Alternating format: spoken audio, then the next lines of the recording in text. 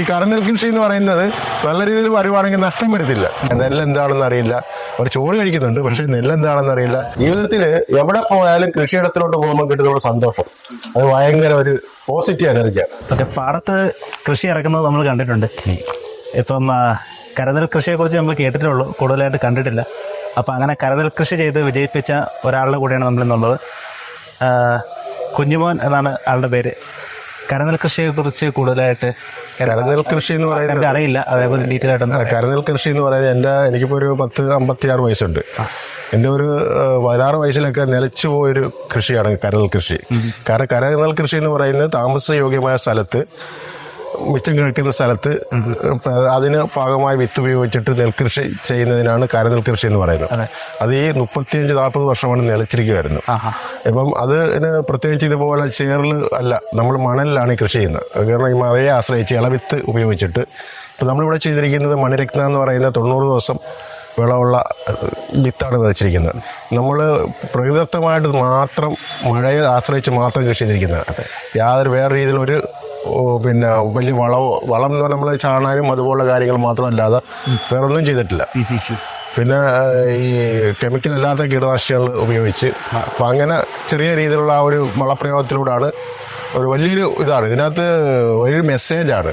കാരണം എന്ന് പറഞ്ഞാൽ ഒരുപാട് കരക്ക് സ്ഥലങ്ങൾ ഇങ്ങനെ ഫ്രീ ആയിട്ട് വെറുതെ കിടപ്പുണ്ട്. അപ്പോൾ ഇത് ഇങ്ങനെ കൃഷി ചെയ്യുവാണെങ്കിൽ ഈ തൊഴിലുറപ്പ് പദ്ധതിയുമായിട്ട് ബന്ധപ്പെടുത്തി വളരെ അനായാസം അവർക്ക് പുല്ല് പറിച്ച് അതുപോലെ സംവിധാനങ്ങളൊക്കെ അവരുടെ ജോലിയുമാകും, നമുക്ക് ഭക്ഷ്യധാന്യമാകും. അതുപോലെ നമ്മുടെ പറമ്പുകളെല്ലാം കാട് കയറാതെ കിടക്കും.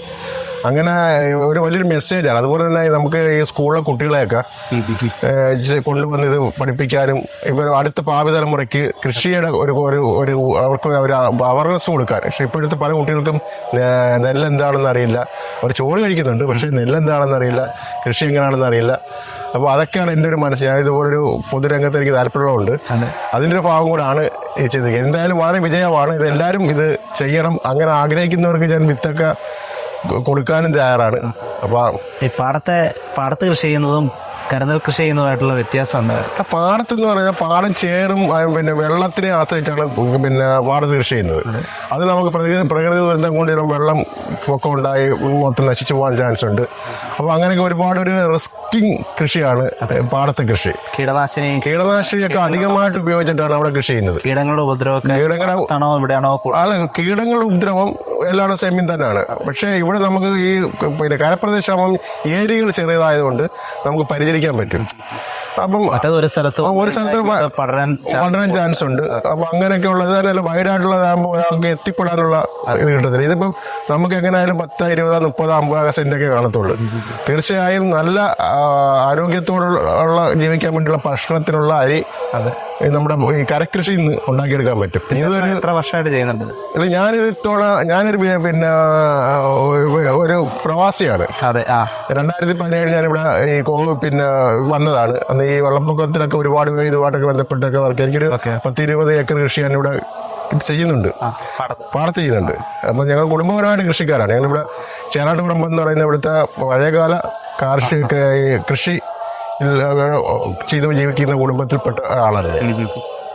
അപ്പോൾ അതിൻ്റെ ഭാഗമായിട്ടാണ്. എന്തായാലും വളരെ വിജയമായിട്ട് എനിക്ക് വളരെ സന്തോഷം തോന്നുന്നു. ഈ സർക്കാർ സഹായമൊക്കെ നമ്മൾ പാടത്തിറക്കുന്ന പോലെ തന്നെ അല്ലല്ല, സർക്കാർ സഹായം അങ്ങൊന്നും ആ സർക്കാർ സഹായം ഇല്ലെങ്കിൽ ഇപ്പം ഈ സർക്കാർ തന്നെ അറിയാൻ ഇങ്ങനൊരു വകുപ്പുണ്ട്, ഇങ്ങനൊരു സംവിധാനം ഉണ്ടെന്നുള്ളത്.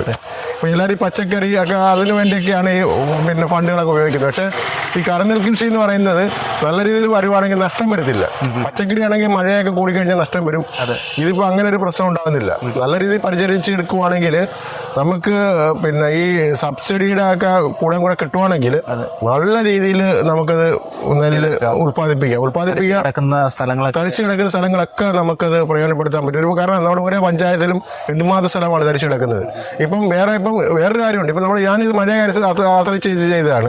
ഇപ്പം അതും വേണ്ട. ഇപ്പം ഉണക്ക് കാലത്തും ചെയ്യാം. സ്പ്രിങ്കിൾ അതുപോലെ സംവിധാനം, ആധുനിക വെള്ളപ്പാച്ചിൽ സംവിധാനം ഉള്ളതുകൊണ്ട് അത് അങ്ങനെയും ചെയ്യാം. അപ്പം ഏത് ടൈമിലും വേണമെങ്കിൽ ശരിക്കും പറഞ്ഞാൽ ഈ ഇളവിത്തൊക്കെ ആണെങ്കിൽ 3 കൃഷി ചെയ്യാം ഒരു വർഷം. അല്ലെങ്കിൽ ഒരു വർഷം 2 കൃഷിയും ചെയ്തിട്ട് ഒരു വർഷം എള്ളും ചെയ്യാം ഒരു പ്രാവശ്യം. അപ്പം അങ്ങനെ ഈ ധാന്യ കൃഷിയിലേക്ക് ആൾക്കാരെ കൊണ്ടുവരിക എന്നുള്ളൊരു കാരണം ധാന്യത്തിന്റെ കൃഷി ആകുമ്പോഴും സ്ട്രോങ് ആണ്. ബാക്കി പച്ചക്കറി എന്ന് പറഞ്ഞാൽ നമുക്ക് സൂക്ഷിച്ചു വെക്കാനുള്ള ബുദ്ധിമുട്ട്, ഇതൊക്കെ ആകുമ്പോൾ നമ്മുടെ നമുക്ക് സ്റ്റോറേജ് ചെയ്യാനുള്ള സൗകര്യം. ഇത് വിത്ത് വേറെയാണ് വരുന്നത് അതോ? വിത്ത് നമ്മൾ മേടിച്ചാണ്. വിത്ത് നമ്മൾ ഇതുപോലെ ഒരു കൃഷിക്കാരൻ്റെ നമ്മൾ മേടിച്ചാണ്. ഈ മണിരത്ന എന്ന് പറയുന്ന ഒരു വിത്ത് മേടിച്ചാണ്. 90 ദിവസമാണ് അതിന്റെ സമയം. അയാളെ വിത്താണത്. സർക്കാർ തന്നെ വികസിപ്പിച്ചെടുക്കുന്ന ഇത് പിന്നെ ഇവിടെ നമ്മുടെ ഇവിടുത്തെ ഗവേഷണ കേന്ദ്രത്തിൽ ഉൽപ്പാദിപ്പിച്ചെടുത്തത് നല്ല വളം കിട്ടുന്നതാണ്. ഇത്തോടെ ഇവിടുത്തെ പൊന്നാരി പാടത്ത് അതാണ് പിന്നെ ഉപയോഗിച്ചിരിക്കുന്നത്. നല്ല ഒത്തിരി യുവ കൂട്ടായ്മകൾ കൃഷിയുമായിട്ട് മുന്നോട്ട് വരുന്നുണ്ട്. അപ്പോൾ അവർക്ക് ഈ കൃഷിയെ പ്രോത്സാഹിപ്പിക്കുന്നതിനെ പറ്റി എന്ത് മെസ്സേജ് കൊടുക്കാം? നല്ല മെസ്സേജ് അവർക്കാണുള്ളത്. നല്ല മെസ്സേജ് എന്ന് പറഞ്ഞാൽ 10 സെന്റെങ്കിൽ 10 സെന്റ് അതൊരു കൂട്ടായ ഒരു സംവിധാനത്തെ ചെയ്യുവാണെങ്കിൽ വളരെ വിജയമാണ്, വളരെ സന്തോഷകരമാണ്. വലിയ ഇതില്ല, വളരെ ഇൻവെസ്റ്റ്മെന്റ് കുറവ്. അതുപോലെ തന്നെ കൂട്ടായ ഒരു പരിചരണത്തിന്റെ ഭാഗമായിട്ട് നമുക്ക് ഒരുപാട് കാര്യങ്ങൾ ചെയ്യാൻ പറ്റും. നമുക്ക് ഇപ്പൊ കരനെൽ കൃഷിയിൽ എന്തൊക്കെയാണ് അതിന്റെ തുടക്കം മുതലുള്ള പ്രോസസ് എന്ന് വിശദീകരിക്കാമോ? കരനെൽ കൃഷി എന്ന് പറയുന്നത് കരപ്രദേശമാണ്. കരനെൽ കൃഷി ചെയ്യേണ്ട സ്ഥലം, ജനവാസമായ സ്ഥലം. കാരണം ഡ്രൈ ലാൻഡ്. അപ്പൊ ഇവിടെ ആദ്യം ഉഴുതു മറിക്കുക. ആദ്യം ട്രാക്ടർ ഉപയോഗിച്ചാണെങ്കിൽ പഴയ കാല രീതിയിൽ നമുക്ക് ഉപയോഗിച്ചിട്ട് അതിന്റെ ഉഴുതു മറിച്ചുകൊണ്ട് പുല്ലും കളയെല്ലാം മാറ്റിക്കൊണ്ട് നമ്മൾ വിത്ത് വിതറുക. അത് സാധാരണ നമ്മൾ വിത്ത് ഇവിടെ ഈ വെള്ളത്തിലൊക്കെ ഇട്ടിട്ടാണ് ചെയ്യുന്നത്. ഇതത് വേണ്ട. പിന്നെ ഡ്രൈ വിത്ത് വിതറിക്കൊണ്ട് ആ ട്രാക്ടർ കൊണ്ട് തന്നെ മൂടി കൊടുക്കുക. മൂടി കൊടുത്തു കഴിയുമ്പോൾ നമ്മൾ മഴയെ ആശ്രയിച്ചാണ് നമ്മൾ കൃഷി ചെയ്യുന്നത്. ആ മഴ പെയ്യുമ്പോൾ ഇത് ആവി പാടിച്ചിട്ട് വേറെ കിളുത്ത് വരും. കിളുത്ത് വന്ന ഒരു 10-12 ആകുമ്പോൾ ചെറിയ രീതിയിൽ ചാണാനും അതിലൊക്കെ ഇട്ട് വളം ഇട്ട് കൊടുക്കും. അപ്പോൾ അങ്ങനെ ഇട്ട് കൊടുത്ത് പിന്നെ ഈ ഓർഗാനിക് ആയിട്ടുള്ള പിന്നെ കീടനാശിനികൾ അത് ഉപയോഗിക്കും. അപ്പോൾ ഇടയ്ക്കിടയ്ക്ക് ഈ വളവും ചാരവും അതുപോലെ അതോടെ നാടൻ രീതിയിലാണെങ്കിൽ അല്ലെങ്കിൽ പോലും നമുക്കത് കൃഷി ചെയ്യാം. പിന്നെ അങ്ങനെ ആധുനിക രീതിയിൽ രാസവളം ഉപയോഗിച്ച് ചെയ്യാം, കുഴപ്പമില്ല. പക്ഷെ നമുക്കിത് ഉപയോഗിക്കാൻ വേണ്ടി നമ്മൾ എടുക്കുന്ന കാരണം നമ്മളത് ആ രീതിയിലാണ്. കാരണം ഞാൻ കൃഷിക്കാരനാണ്. ഞാൻ ആ കൃഷിക്കാരൻ എന്ന നിലയിൽ 10 കുടുംബപരമായിട്ട് ഞങ്ങൾ ചേരാട്ടുപറമ്പെന്നൊരു പറയാമേലി എന്ന് പറയുമ്പോൾ ആദ്യകാലം മുതൽ കാർഷിക മേഖല കൊണ്ട് ജീവിച്ചു വരുന്നവരാണ്. അപ്പൊ അതിന്റെ ഒരു നല്ലൊരു ഇപ്പോഴും ഉണ്ടാകും കൃഷി തന്നെ. ഞാൻ പ്രവാസിയായിരുന്നേ പോലും അന്നേരം കൃഷിയുടെ കൂടെ ഭയങ്കര ഇൻട്രസ്റ്റാണ്. ഞാനിപ്പം ഒരു 10-27 വർഷം പ്രവാസിയായിരുന്നു, ഞാൻ കുടുംബം എല്ലാം കൂടെ. അപ്പം അങ്ങനെ ഇവിടെ വന്നപ്പോഴും അത് കൃഷി തന്നെയാണ്. കൃഷി ഇത് തന്നെയല്ല, എനിക്ക് മീൻ കൃഷിയുണ്ട്. അപ്പൊ അങ്ങനെയുള്ള പല ജീവിതത്തിന്റെ കൃഷിപരമാണ് മനസ്സിന് ഏറ്റവും കൂടുതൽ സന്തോഷം കിട്ടുന്നത്. ജീവിതത്തിൽ എവിടെ പോയാലും കൃഷിയിടത്തിലോട്ട് പോകുമ്പോൾ കിട്ടുന്ന സന്തോഷം അത് ഭയങ്കര ഒരു പോസിറ്റീവ് എനർജിയാണ്. നല്ല ഓക്സിജൻ കിട്ടും, നമ്മൾ പച്ചപ്പ് കാണുമ്പോൾ ആ സന്തോഷം. പക്ഷെ അതാണ് ആ കൃഷിയുടെ. കാരണം ആ ഒരു ലെവലില് നമ്മുടെ ഇന്നത്തെ കുട്ടികളോ അല്ലെ പുതിയ ജനറേഷനോ വരുന്നുണ്ടോ എന്നുള്ള എനിക്ക് ചെറിയ ഒരു ആശങ്കയുണ്ട്.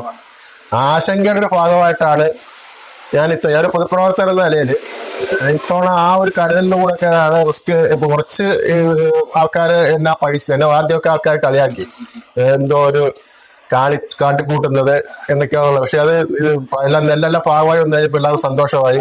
എല്ലാവരും വന്ന് എന്നെ പ്രോത്സാഹിപ്പിച്ച് അവിടെ MLA അവരൊക്കെ വന്ന് വളരെ അധികം അപ്രീഷിയേറ്റ് ചെയ്ത് ഇങ്ങനെ കൃഷി നടത്തിയത്. ഈ കൃഷിയുമായി ബന്ധപ്പെട്ട് കുടുംബത്തിൽ നിന്നുള്ള സപ്പോർട്ട് ഇപ്പോൾ വളരെ സപ്പോർട്ടാണ്, നല്ല സപ്പോർട്ടാണ്. എനിക്ക് എന്റെ ഭാര്യയും എനിക്കൊരു മോളെ ഉണ്ട്. അവള് കോഴിക്കോട് പഠിക്കും, പിന്നെ ഇവിടെ ബയോമെഡിക്കൽ എഞ്ചിനീയറിംഗ് പഠിക്കുവാണ്. അപ്പം അവളും നല്ല സപ്പോർട്ടാണ്. അപ്പം എന്റെ കൃഷിയുടെ കാര്യങ്ങൾക്കൊന്നും അവർ തടസ്സം നിൽക്കത്തില്ല. അപ്പം എനിക്ക് പറയാനുള്ളത് എല്ലാരും കൃഷിയിലോട്ട് തീർച്ചയായിട്ടും. അതന്നെ വേറെ കാര്യമുണ്ട്. നമ്മുടെ ഈ പൊതു പ്രവർത്തകര് പ്രാക്ടിക്കലാണ്. ഇപ്പൊ ആരും പ്രാക്ടിക്കൽ അല്ല. ഇപ്പൊ ഈ കാർഷിക മേഖലയിൽ ഉള്ള നേതാക്കന്മാർ പോലും ഒരുപക്ഷെ അവർക്ക് സ്വന്തമായി കൃഷി പോലും കാണത്തില്ല. അവർ സ്ഥാനമാനങ്ങൾക്ക് വേണ്ടി മാത്രമാണ് ഈ കൃഷിക്കാരനാണല്ലോ കൃഷിയുടെ എന്ന് പറഞ്ഞത്. പക്ഷെ അങ്ങനല്ല വേണ്ടത്. ഇപ്പൊ ഏത് ഉന്നത പദവിയിൽ ഇരിക്കുന്നവരാണെങ്കിലും കാർഷികമായിട്ടുള്ള ഒരു അറ്റാച്ച്മെന്റ് അടുപ്പവും അതാണ് നമ്മുടെ ഇന്ത്യയുടെ സംസ്കാരം. അത് തന്നെയാണ് നമ്മുടെ ഈ ലോകത്ത് ഇത്രയും സാമ്പത്തിക ക്രൈസിസ് ഉണ്ടായപ്പോഴും നമ്മളെ പിടിച്ചു നിർത്തിയത് നമ്മുടെ കാർഷിക പൂർത്തിയാണ് നമ്മളെ പിടിച്ചു നിർത്തിയത്. അപ്പം അത് നമ്മൾ അഭിമാനമായിട്ടാണ് നമ്മുടെ കൃഷി. ഉള്ളടുത്ത് ഒരു 5 സെന്റ് ആണെങ്കിൽ ഒരു 10 സ്ക്വയർ മീറ്റർ ഉണ്ടെങ്കിൽ അവിടെ എന്തെങ്കിലും കൃഷി ചെയ്യണം. ആ കൃഷി ചെയ്ത് നമുക്ക് കിട്ടുന്ന അതിനകത്ത് ചിലപ്പോൾ അത്രയും ചെയ്യുമ്പോൾ നമുക്ക് സമയം ഒക്കെ നഷ്ടം വരുമായിരിക്കും. എങ്കിൽ പോലും ഒരു നമ്മൾ കഴിക്കുന്നതിന്റെ ഒരു ചെറിയ ഭാഗം നമ്മളെ അധ്വാനിച്ചിട്ടാണ് കഴിക്കുന്ന സംതൃപ്തി. അതിൽ അത് കഴിക്കുമ്പോൾ കിട്ടുന്ന ഒരു ശരിക്കും നമ്മൾ അധ്വാനിച്ച് വിയർത്ത് അധ്വാനിച്ച് വഴി ശമ്പളം മേടിക്കുമ്പോൾ കിട്ടുന്ന ഒരു സുഖം, അത് കിട്ടുന്നൊരു ഫീലിംഗ് ഒരു വല്ലാത്തൊരു ഫീലിംഗ്. പല സ്ഥലത്ത് യുവ കൂട്ടായ്മ കൃഷിയൊക്കെ ആയിട്ട് ഇറങ്ങുന്നുണ്ട്. അപ്പൊ അങ്ങനെ ആരെങ്കിലും ഒക്കെ? തീർച്ചയായിട്ടും അങ്ങനെയുള്ള അങ്ങനെ വരാറുണ്ട്. ഇപ്പം ഞാൻ അതിനൊരു ഓഫർ വെക്കുവാണ്. അങ്ങനെ വരുന്നവർക്ക് എല്ലാവിധ പ്രോത്സാഹനവും ഞാൻ എല്ലാ വിത്ത് അതുപോലെ കാര്യം ഞാൻ ചെയ്ത രീതികളെ കുറിച്ചുള്ള ആ ഒരു കൃഷി രീതികളെ കുറിച്ച് എനിക്ക് അറിയാവുന്ന രീതിയിൽ ഞാൻ പറഞ്ഞു കൊടുക്കുകയും അതിനുവേണ്ടി ഞാൻ ഒരു സമയമായി ക്ലബുകൾ ഉണ്ടാക്കാനും ഒക്കെ ഉള്ളൊരു അത് വേണം. ഇപ്പൊ ഈ സ്പോർട്സ് ക്ലബ്ബ് അല്ലെങ്കിൽ ബാക്കി ക്ലബ്ബുകൾ ഒരുപാടുണ്ടല്ലോ. ഇപ്പം ഇതുപോലുള്ള ക്ലബ്ബുകൾ കാർഷിക മേഖലയുമായിട്ടുള്ള ബന്ധപ്പെട്ട ക്ലബ്ബുകൾ തീർച്ചയായിട്ടും. പിന്നെ ഇതിന്റെ ഒരു പ്രശ്നം എന്ന് പറഞ്ഞാൽ ഇപ്പൊ നെല്ല് ഡ്രൈ വസ്തുക്കൾ ഒഴിച്ചിട്ട് പച്ചക്കറി അതുപോലുള്ള സാധനങ്ങളൊക്കെ ഉണ്ടാക്കി കഴിഞ്ഞാൽ വിറ്റഴിക്കാൻ വലിയ പാടാണ്. അതുപോലെ ഞാൻ ഇതിനു മുമ്പ് ഞങ്ങൾ വാഴ വെച്ചായിരുന്നു. ഒരു 2000 വാഴയോളം വെച്ചു ഈ സ്ഥലത്ത് തന്നെ. വാഴ വെച്ച് കഴിഞ്ഞപ്പോൾ ഞാൻ ഇതുപോലെ നല്ലോണം സ്പ്രേ ചെയ്ത് വാഴ വെച്ചതാണ്. വാഴ വെച്ച് നല്ല ഞാലിപ്പം കൊല കിട്ടി. പക്ഷേ അത് വെട്ടി നമ്മൾ കടകളിൽ കൊണ്ട് കൊടുക്കുമ്പോൾ അവർക്ക് വല്ലാത്തൊരു ബുദ്ധിമുട്ട്.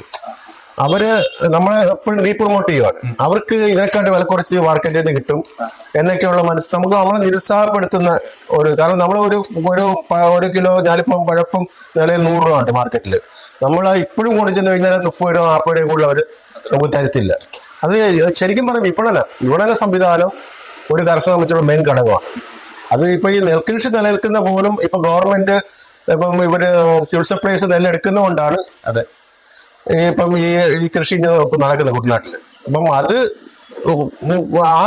എത്രയും രീതിയിൽ പെട്ടെന്ന് ഗവൺമെന്റ് ഇതിനു വേണ്ടി പൈസ അവർക്ക് കൊടുക്കുകയും കൃഷിയെ പ്രോത്സാഹിപ്പിക്കുകയും ചെയ്യുവാണെങ്കിൽ ഏറ്റവും നല്ല കാരണം എനിക്ക് അതിന്റെ അനുഭവമാണ്. ഞാൻ ഇത്തോടെ ഒരു 10 ലക്ഷം രൂപയാണ് എന്റെ നെൽകൃഷിക്ക് വേണ്ടി ഞാൻ മെയിൻ കൃഷിക്ക് വേണ്ടി മുടക്കിയിട്ടുണ്ട്. അതില് എനിക്ക് കിട്ടിയാൽ കഴിഞ്ഞ ദിവസം കണക്ക് കൂട്ടിയെ പോയാണ്ട് 4 ലക്ഷം രൂപയോളം തൊഴിലാളികൾക്ക് മാത്രം കിട്ടിയിരിക്കുന്ന പൈസയാണ്. 4 ലക്ഷം രൂപ തൊഴിലവസരം, ഭയങ്കര തൊഴിലവസരമാണ്.